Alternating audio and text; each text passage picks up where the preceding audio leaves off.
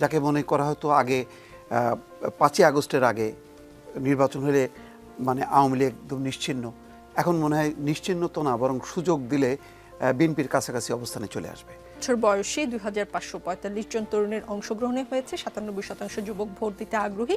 জরিপে দেখা গেছে বিএনপিতে ভোট দিতে চায় 20% তরুণ, 17% চায় জামাতে ভোট দিতে, মাত্র 3% একটা গ্যাপ। যদিও ডেভিড বার্গম্যান বলেছেন যে মার্জিন অফ এরর হিসাব করলে এই ছোট পার্থক্যটি মুছেও যেতে পারে, তার মানে বিএনপি জামায়াত সমান সমানও হয়ে যেতে পারে। তরুণদের মাঝে বিএনপি জামাতের এই প্রায় সমান অবস্থা আপনাদের আতঙ্কিত করে না?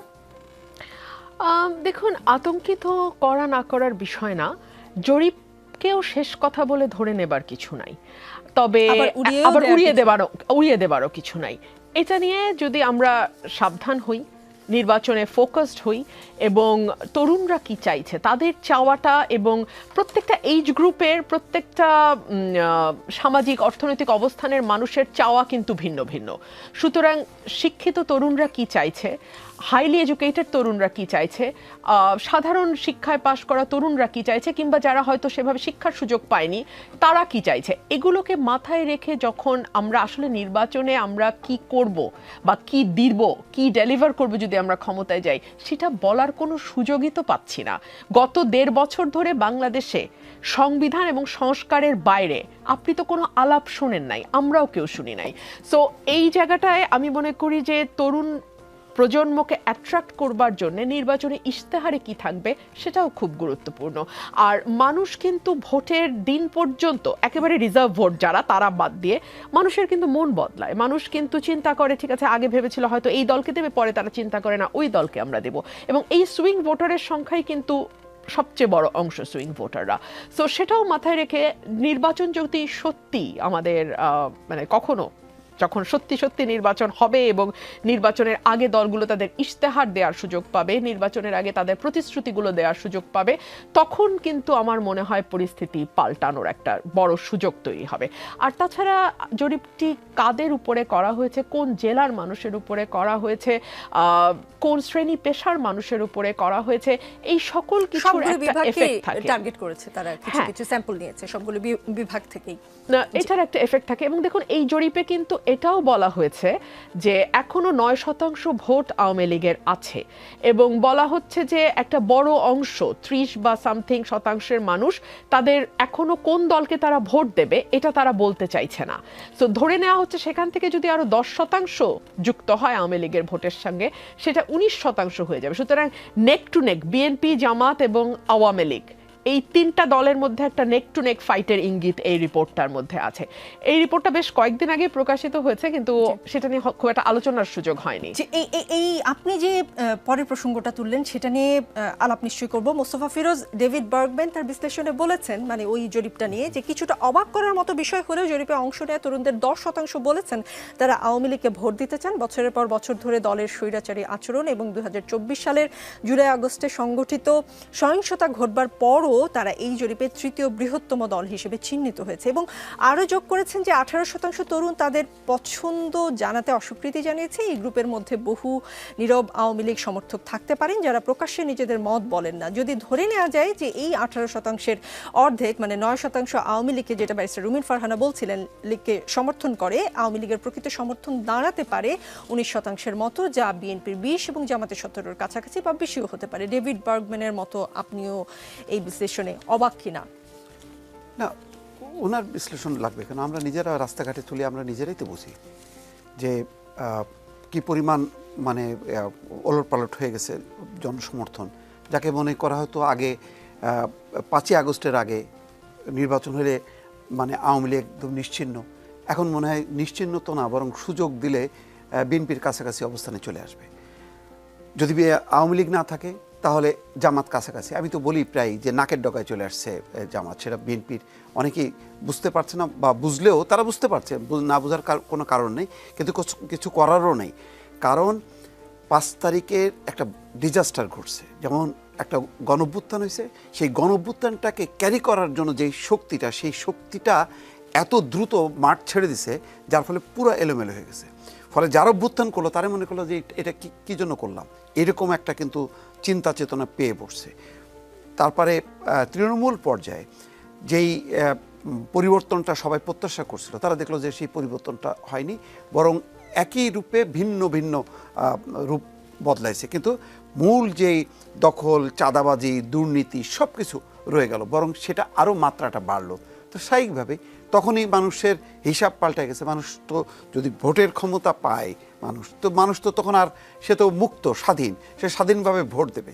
তো সেই প্রতিফলনটা কিন্তু এখন দেখা যাচ্ছে। ফলে এত বেশি মানে পরিবর্তন হয়েছে। ধরেন রাজনৈতিক দলগুলো কতটা ক্যারি করতে পারে, বড় জোর আমি মনে করি 30 থেকে 40%। 60% মানুষ স্বাধীন নিরপেক্ষ, তারা দেখবে যে কোনটা ভালো কোনটা মন্দ। তো যখন নাকি তারা স্বাধীনভাবে ভোট দেওয়ার সুযোগটা পাবে, পুরো হিসাব নিকাশ কিন্তু উল্টে দেবে। ফলে আমি ডেভিড বার্গম্যানের এই বিশ্লেষণে আমি অবাক হইনি, বরং তবে এই বিশ্লেষণটা আজকে যেটা আমরা দেখছি হয়তো 15 দিন বা 1 মাস পরে আবার পাল্টে যাবে, কিন্তু খুব একটা 19-20 হবে বলে আমার মনে হয় না। জি, আব্দুল নূর তুষার, আওয়ামী লীগ নির্বাচনে অংশ না নিতে পারলে তাদের সাবেক সমর্থকরা কোথায় ভোট দিতে পারেন সে বিষয়ে এই জরিপে ইঙ্গিত দেওয়া হয়েছে। এদের 56% ভোট দিবে না, বিএনপিকে দিবে কিছু অংশ, কিছু জামায়াতকে, 41% এখনো সিদ্ধান্তহীনতায়। ডেভিড বার্গম্যান বলছেন যে অনেক বিশ্লেষককে এটি অবাক করেছে যে কিছু সাবেক আওয়ামী লীগ সমর্থক ঐতিহাসিকভাবে আওয়ামী লীগের সবচেয়ে বড় প্রতিদ্বন্দ্বী জামায়াতকে এখন সমর্থন করতে ইচ্ছুক। দুটি কারণে এরকম হতে পারে বলে তিনি মনে করেন। প্রথমত, স্থানীয় বিএনপি কর্মীরা যেহেতু সাবেক আওয়ামী সমর্থকদের সাথে কঠোর আচরণ করেছে, তাই জামায়াতকে আওয়ামী সমর্থকরা কম খারাপ বিকল্প হিসেবে দেখছেন। এবং 2 হচ্ছে, যদি জামায়াত ক্ষমতায় আসে, আওয়ামী লীগ প্রমাণ করতে পারবে তাদের দাবি সঠিক ছিল যে বাংলাদেশকে ধর্মভিত্তিক রাষ্ট্রে পরিণত হতে বাধা দেওয়ার ক্ষেত্রে আওয়ামী লীগই একমাত্র প্রতিবন্ধক ছিল। আওয়ামী লীগের এই অংশ জামায়াতকে একটি অংশ জামায়াতকে ভোট দিতে চায়, এটা সারপ্রাইজিং কিনা? না, কোনো কিছুই রাজনীতিতে সারপ্রাইজিং না। ভোটাররা কিন্তু ভোট দিতে যাওয়ার সময় মত বদলায়, রিক্সা খারাপ হলে কিংবা ওইখানে নামার পরে ভালো ব্যবহার করলো না। এবার আসেন আমি আসি বিওয়াইএলসের জরিপটা নিয়ে আসি। বিওয়াইএলসের জরিপটা প্রকাশিত যখন হয় আমি ওখানে ছিলাম, আমি এটা নিয়ে বক্তৃতা দিয়েছি। বিওয়াইএলসের জরিপটা খুব ছোট্ট, এটা রেসপন্ডেন্ট কম, ফলে খুব যে এটা রিপ্রেজেন্টেটিভ তা নয়। তবে এইখান থেকে একটা ধারণা করা যায়, এখানে 20 থেকে 35 বছর বয়সীদেরকেই বিবেচনায় নেওয়া হয়েছে, কিন্তু 35-এর উপরে 35 থেকে 65 বছর পর্যন্ত বাংলাদেশের একটা বড় অংশ রয়েছে, 18 থেকে 20ও আছে।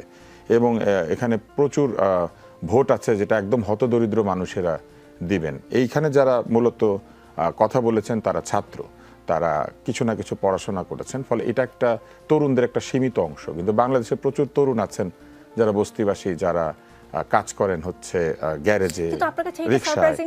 শিক্ষিত তরুণরা এখানে সারপ্রাইজিং কেন লাগছে না, আমি আসি জামায়াতে ইসলাম আমরা যেভাবে বা একটা অংশ যেভাবে একসময় দেখতো জামায়াতে ইসলামকে, এই তরুণরা কিন্তু সেটা দেখে না। এই তরুণদের জন্মই হয়েছে অনেক পরে, তারা বুঝ হওয়ার পরে দেখেছে যে বাংলাদেশে একটা দল রাজত্ব করে, সেটা আওয়ামী লীগ।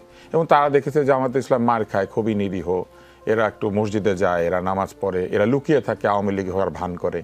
তো এরকম দেখেছে আওয়ামী লীগ সেজে তারা মাঝে মাঝে শেখ হাসিনার জন্য তালিও দেয়, তাই না, এগুলো দেখেছে। তো দেখে তারা ভেবেছে এত নিরীহ, এত ভালো, তো এদেরকে আমরা একটু ভোট দিলে কি হয়। এটা কিছু আসে যায় না, মানুষের মন কিন্তু বদলাতে থাকে। যে রিপাবলিকানরা দাসপ্রথা বাতিল করেছিল, সেই রিপাবলিকানরা পরে কিন্তু আবার তাদের যে রাজনৈতিক আচরণ সেখানে অনেক বেশি কনজারভেটিভ হয়ে গিয়েছে, এবং এইটা আসলে কোনো বিষয় না। কিন্তু যে জায়গাটাতে আপনারা বলছেন যে আওয়ামী লীগের ভোটাররা কই ভোট দেবে, আমি 3টা ভবিষ্যৎবাণী করি। এক হচ্ছে, বিএনপি যদি এনসিপির সঙ্গে সন্ধি করে তাহলে আওয়ামী লীগের ভোটাররা মোটেও বিএনপিকে একটা ভোটও দিবে না। এর কারণ হচ্ছে আওয়ামী লীগ এনসিপিকে মনে করে যে তাদের ক্ষমতা থেকে অপসারণের জন্য সবচেয়ে বেশি দায়ী হচ্ছে এনসিপি, কারণ তারা রাস্তায় আন্দোলন করেছে। ফলে বিএনপি যদি এনসিপিকে সিট দেয় তাহলে দেখা যাবে যে আওয়ামী লীগের ভোটাররা বিএনপির বাক্সে ভোট দিবে না, সেগুলো জামাতকে দিবে। দ্বিতীয় হচ্ছে, আওয়ামী লীগের ভোটাররা দ্বিতীয় যে কাজটা করবে, তারা লোকালি সিদ্ধান্ত নিবে, যে এলাকায় আওয়ামী লীগের লোকের সাথে যে দলের বন্ধুত্ব আছে তারা সেইভাবে ভোট দিবে। তৃতীয় হচ্ছে, তারা কিছু প্রতিশ্রুতির ভিত্তিতেও ভোট দিবে। তারা চিন্তা করবে যে আমাদেরকে জিতলে পরে কে প্রোটেকশন দিবে বলেছে, কে আমাদেরকে মারবে না বলেছে, তাহলে তাদেরকে একটু দিবে। কিছু লোক দিবে আত্মীয়তার ভিত্তিতে, কারণ আপনি নিশ্চয়ই জানেন আওয়ামী লীগ এবং বিএনপির মধ্যে ক্রস রিলেশনশিপ আছে। এই দল দুটি একটা আরেকটার সঙ্গে অনেকভাবে জড়িত ছিল এক সময়। ফলে এদের একজনের সঙ্গে আরেকজনের বিয়ে শাদী, বন্ধুত্ব, এলাকাতে আত্মীয়তা, এগুলো কিন্তু একদম নষ্ট হয়ে যায়নি। ফলে এইভাবেও কিছু সিদ্ধান্ত হবে। আর এর বাইরে আরেকটা সিদ্ধান্ত হবে, সেইটা কি?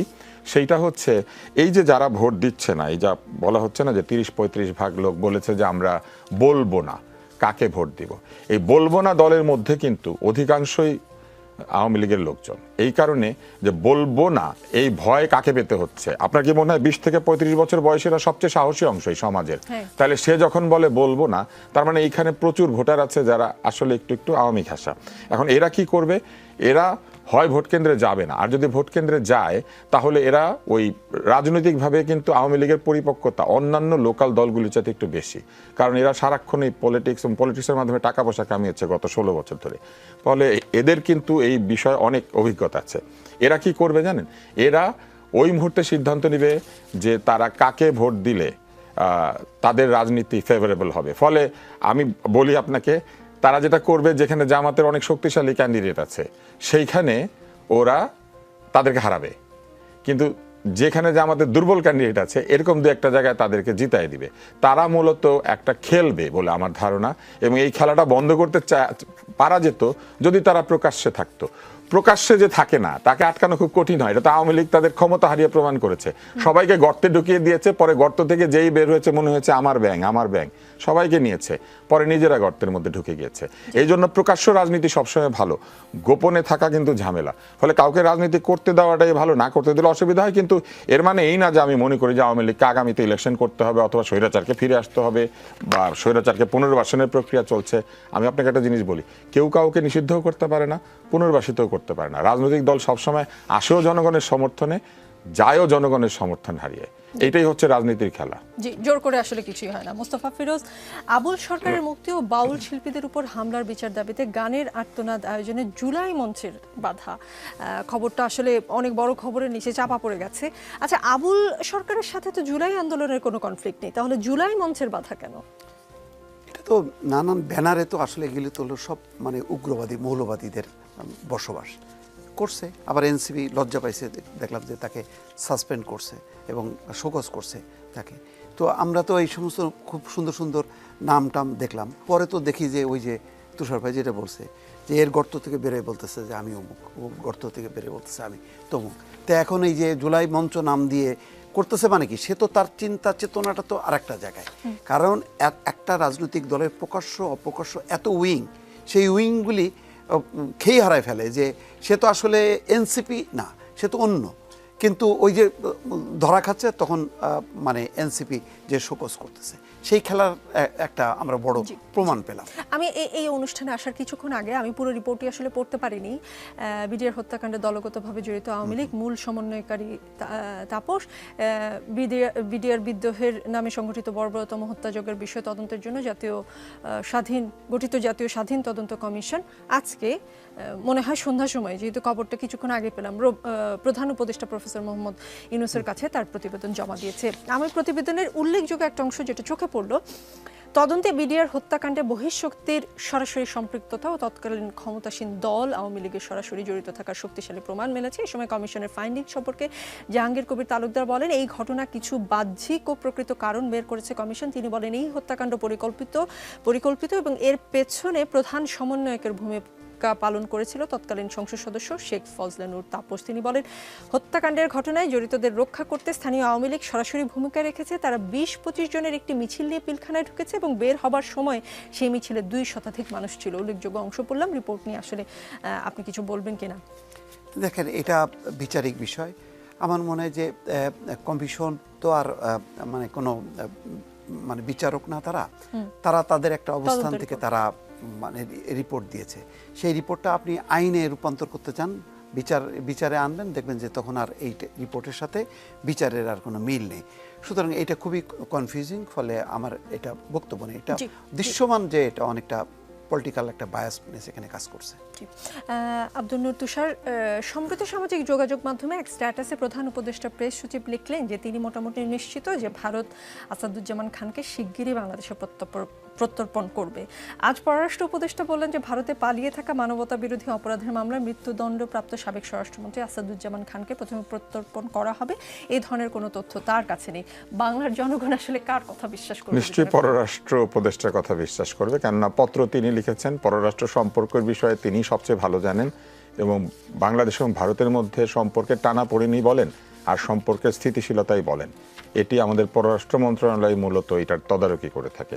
ফলে আমি পররাষ্ট্র উপদেষ্টার কথাই বিশ্বাস করব।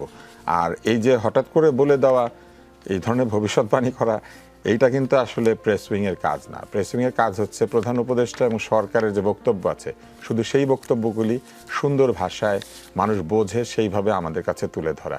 ব্যক্তিগত মতামত যদি দেয় কেউ তাহলে তো এটা হবেই। আমরা এর আগে দেখেছিলাম ভারতের সঙ্গে নাকি অনেক চুক্তি বাতিল করা হয়েছে, উপদেষ্টা বললেন যে না সেরকম কিছু হয় নাই। আমরা শুনেছিলাম সব চুক্তি খতিয়ে দেখে সব বন্ধ করে দেওয়া হচ্ছে। আমরা দেখলাম আদানির কাছ থেকে আরও বেশি বিদ্যুৎ কেনা হচ্ছে।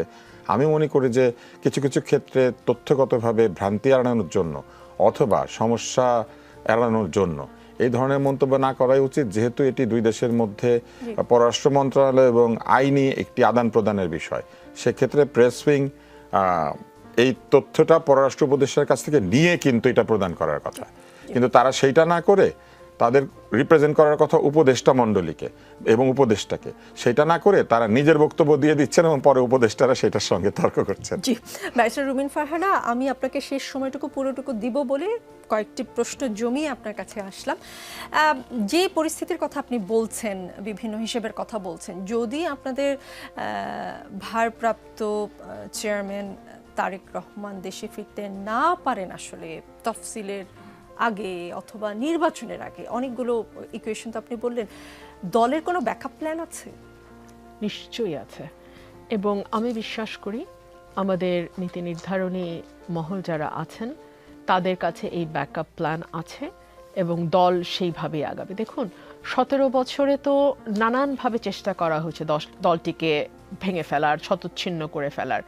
আমরা তো প্ল্যান করে এগিয়েছি এবং অনেক সময় মনে হয়েছে যেটা অবিশ্বাস্য, দেশের বাইরে থেকে এত বড় একটি দলে নেতৃত্ব দেওয়া এবং এত বড় একটি দলকে পরিচালনা করা, সেটাও সফলতার সাথে আমরা করতে পেরেছি।